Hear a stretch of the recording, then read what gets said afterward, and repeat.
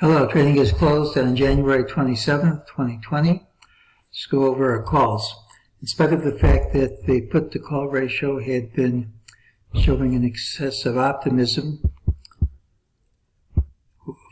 for some time, after Friday's trade we had some higher MEJT targets and some oversold readings. And I said unless we gap down smartly, I thought they would print. Well, needless to say, we gapped down smartly. So no call for today. We'll forget this target. This one gets added to the list, but this target made us wait almost 3 weeks, but it finally printed 32.48.36 was a nice support resistance level in addition to a target. We crossed that one off the list. During the day we had an ultimate buy signal. We got the minimum. We usually get more.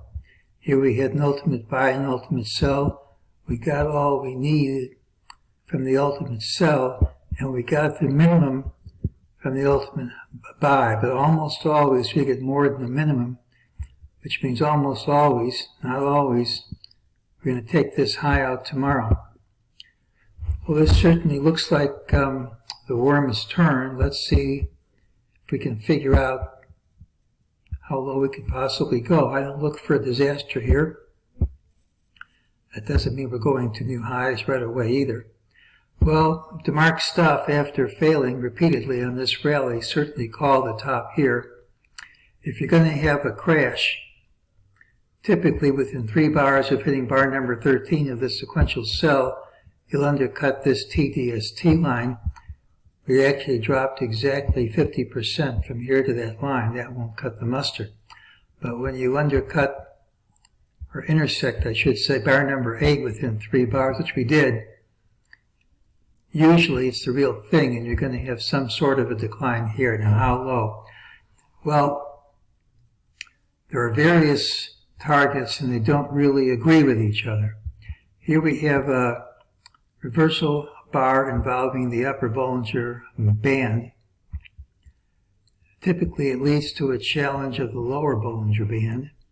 Now, the lower Bollinger Band's moving, and the challenge doesn't actually have to touch it, but that's around 32.04.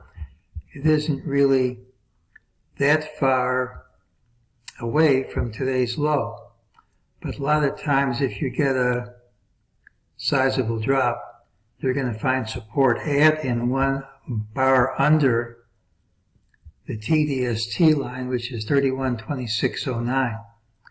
So we're going to tentatively suggest that somewhere perhaps between the 3100 area and the 3200 area, we're going to find support. It's a sizable drop, but it's not a disaster.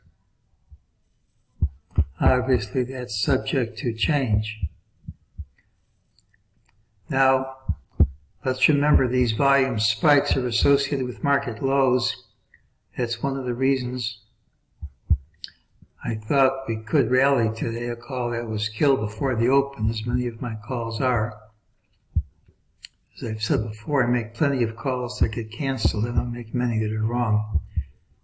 There's no spike. Well, there is a spike, but it's exactly equal to yesterday's spike. And if there's less volume tomorrow, that would be more compatible with this being a low, or at least close to it temporarily.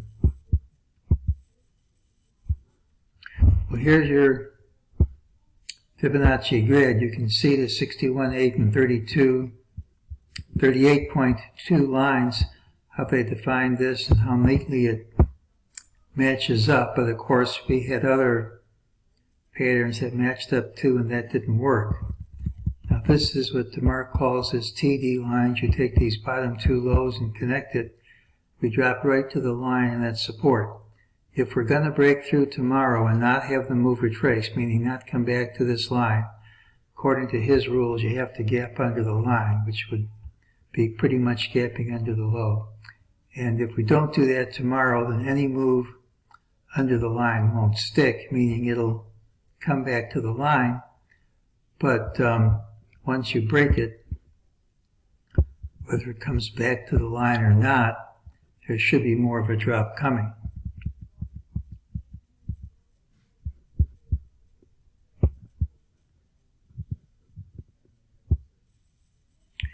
Now I wanted to show one more thing here.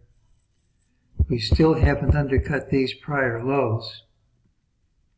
And that's something we really have to do for confirmation. I'm not suggesting we turn around from here, but if we do, this drop didn't accomplish anything. We also, to make this count, have to trade under the close by 1 cent. Otherwise, the break does not count. I think it'll happen, although I'm not certain it happens tomorrow. Tuesday's pattern has the early high. Typically, it doesn't mean you won't get down. Typically, it's a rally day with a high near the close. Failure is a straight line drop. Bears still need to follow through on today's drop by going at least 1 cent under today's close, and they need to close under a significant prior low.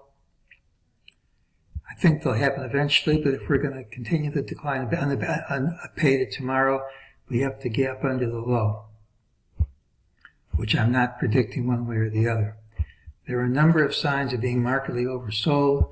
We have the put-call ratio over the upper Bollinger Band, NASDAQ McClellan oscillator under the lower Bollinger Band, VIX and volatility indices are printing bars completely over the upper Bollinger Band, and there's an E-mini volume spikes. Now, when you have oversold readings at the end of a drop, that's bullish. But if you have these oversold readings at the beginning of a drop, it's bearish.